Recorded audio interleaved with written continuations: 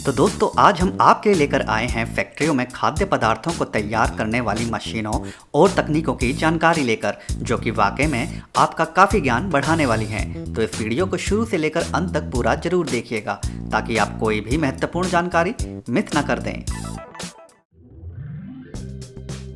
क्रोनन food processing किसी washing machine की ही भांति यह मशीन भी बड़े बड़े होटलों में इस्तेमाल की जाती है, लेकिन इसका इस्तेमाल कपड़े सुखाने के लिए नहीं बल्कि सब्जियों को धोने के बाद उन्हें सुखाने के काम में किया जाता है।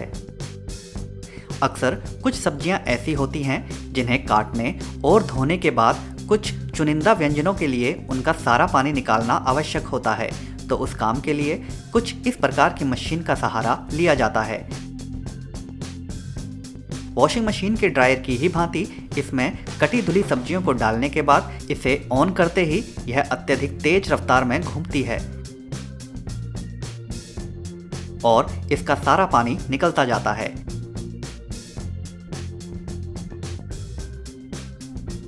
इस मशीन के अंदर सब्जियों को धोने के बाद इस मशीन को भी आप धोकर साफ सुथरा रख सकते हैं ताकि अगली बार जब आपको सब्जियों को धोने के बाद सुखाना हो तो मशीन तैयार मिले।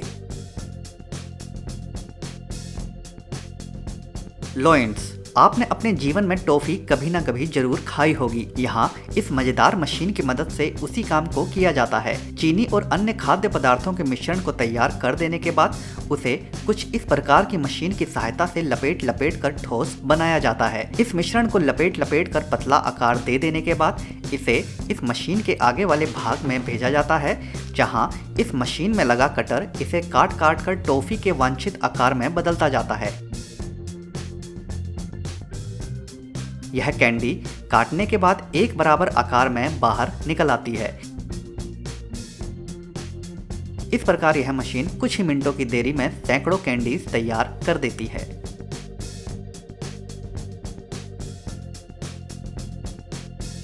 ओवोटेक, बहुत से ऐसे खाद्य पदार्थ होते हैं जिनमें अंडों का डालना अनिवार्य होता है और उन अंडों को जल्द से जल्द खोलकर इस्तेमाल किया जा सके तो उस काम के लिए कुछ इस प्रकार की मशीन की सहायता ली जाती है, जहां यह इस मशीन के मुख्य भाग में पहुंचते हैं और जहां यह मशीन अंडे को दोनों तरफ से जकड़ लेती है और उसके बाद एक धारदार ब्लेड नीचे से निकलकर अंडे को बारीकी से काट देता है, जिसके बाद दोनों तरफ की भुजाएं टूटे अंडे के भाग को साइड में फेंक देती हैं और अंडे का अंदर का भाग आगे फिसलता जाता है।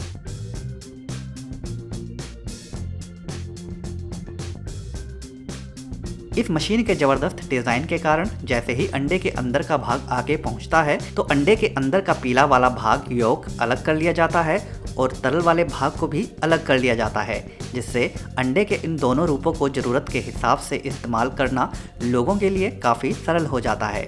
इस प्रकार की मशीन मुख्यतः विशाल बेकरी या फिर अंडे के द्वारा बनाई जाने वाली खाद्य सामग्रियों को तैयार करने वाली फैक्ट्रियों में इस्तेमाल की जाती है। प्रोबेक इंक, इस मशीन की कार्यविधि जितनी सरल है तो वहीं इस मशीन को काम करते देखना भी किसी मनोरंजन से कम नहीं है। यहाँ इस मशीन का प्रयोग चॉकलेट के तरल रूप को अलग अलग प्रकार की मिठाइयों एवं वेफर के ऊपर किया जाता है।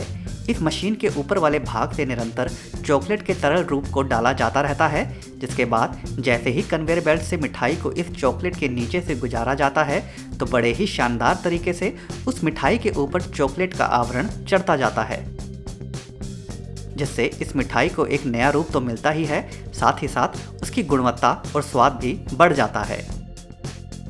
यही नहीं, चॉकलेट के वेफर वाले रूप को भी जब इस तरल चॉकलेट के नीचे से गुजारा जाता है तो वह भी चॉकलेट के आवरण में ढल जाती है और एक नए रूप में बाहर निकल कर आती है, जिसके बाद इस चॉकलेट का स्वाद भी कहीं अधिक बढ़ जाता है।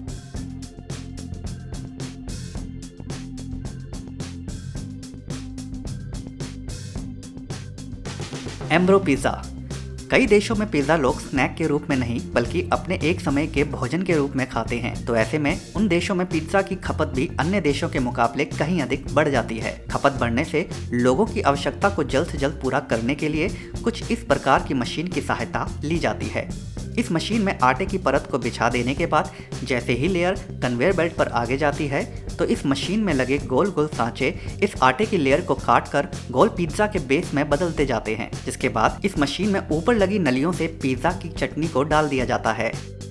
पिज़्ज़ा पर यह चटनी अच्छे से फैलाई जा सके तो उसके लिए इस मशीन का अगला भाग, जहां 2 बेलनाकार भुजाएं लगी होती हैं, वे नीचे आती हैं और पिज़्ज़ा बेस पर उस चटनी को गोलाई में फैलाकर इस काम को बड़ी सफाई के साथ पूरा कर देती हैं।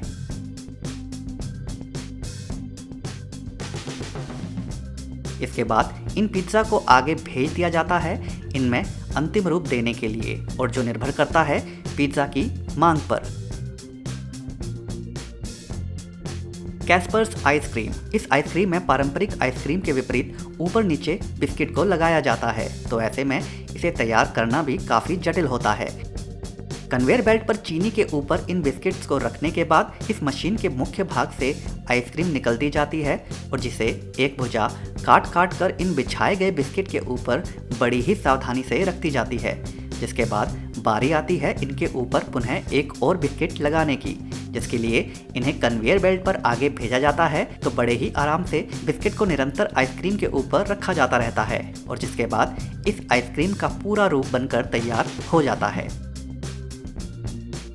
जैसा कि आइसक्रीम ठंडी होती है तो उसके लिए इसे तुरंत ही ठंडी मशीनों के अंदर आगे भेज दिया जाता है और जहां इनकी पैकिंग कर दी जाती है और बाद में डब्बों में भरकर इन्हें ठंडे रेफ्रिजरेटर में डाल दिया जाता है बेचने के लिए। TPC packaging solution. भला भविष्य में फलों के छिलके उतारने के लिए भी मशीनें बनेंगी, इसके बारे में शायद ही किसी ने कभी सोचा होगा। तरबूज एक बड़े आकार वाला फल होता है, तो ऐसे में उसके छिलके उतारना भी लोगों के लिए थोड़ा मुश्किल होता है। तो यह जबरदस्त क्रांतिकारी मशीन उसी काम को हंसते हंसते कर जाती है।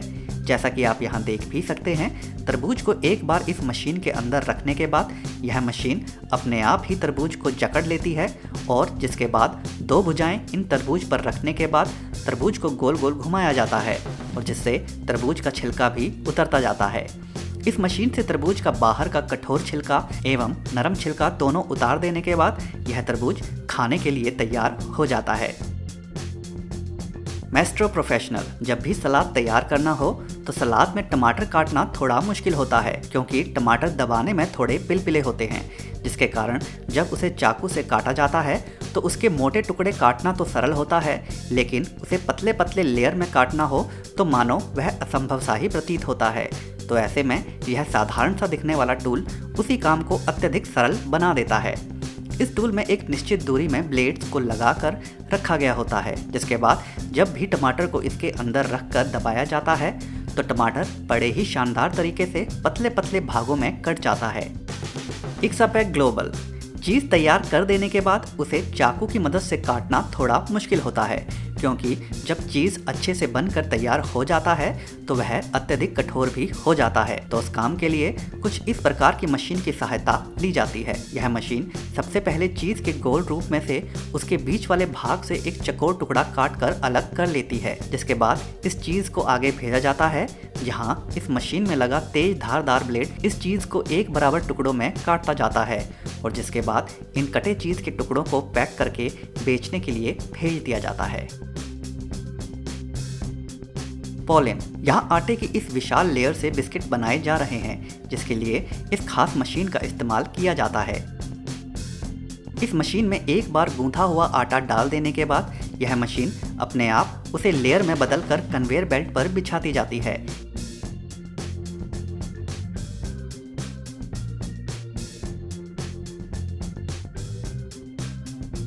जिसके बाद इस मशीन में लगे बिस्किट के आकार के खांचे आटे के इस लेयर पर बिस्किट का आकार देते हैं और जहां बिस्किट को अलग कर लिया जाता है